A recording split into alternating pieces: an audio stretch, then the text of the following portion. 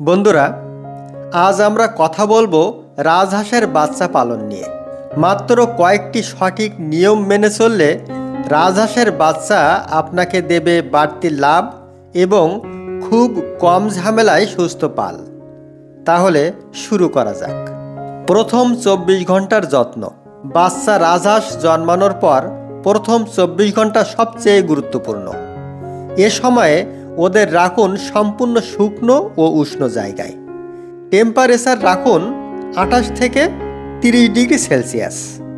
খুব ঠান্ডা হলে বাচ্চারা একসাথে গাদাগাদি করবে, আবার বেশি গরমে ছুটোছুটি করবে। Brooder setup. বাচ্চাগুলোকে পালনের জন্য একটি পরিষ্কার ব্রুডার তৈরি করুন। নিচে দিন শুকনো কাঠের গুঁড়া, তার উপর খবরের কাগজ। বায়ু চলাচল থাকতে হবে, তবে ঠান্ডা বাতাস ঢুকলে চলবে না। এছাড়া পানি ও খাবারের পাত্র এমনভাবে দিন যাতে তারা ডুবে না যায়, কিন্তু আরামে পান করতে পারে। খাবার ও পানি ব্যবস্থাপনা। রাজহাঁসের বাচ্চাদের খাবারের ক্ষেত্রে শুরুর 10 দিন মুরগির স্টার্টার ফিড দিন, যা পোলট্রির খাবারের দোকানে পাবেন। পানিতে সবসময় কয়েক ফোঁটা ভিটামিন এবং ইলেকট্রোলাইট দিন, যেমন পাউডার লাইসোভিট। এতে বাচ্চারা দ্রুত শক্তি ও রোগ প্রতিরোধ ক্ষমতা পায়।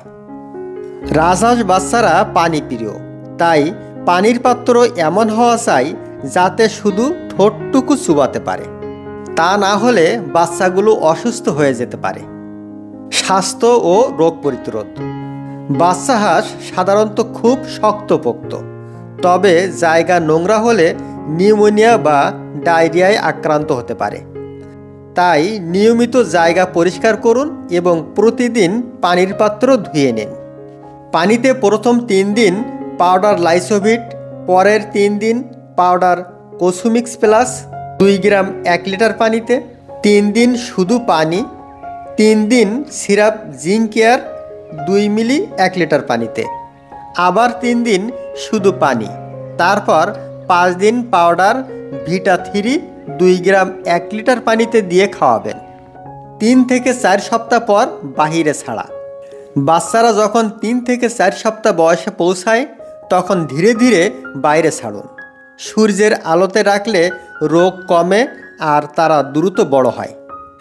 যদি আপনার পুকুর থাকে দারুণ, তবে প্রথমে 10 থেকে 15 মিনিট পানিতে রেখে বের করে আনুন। সময় বাড়ান ধীরে ধীরে।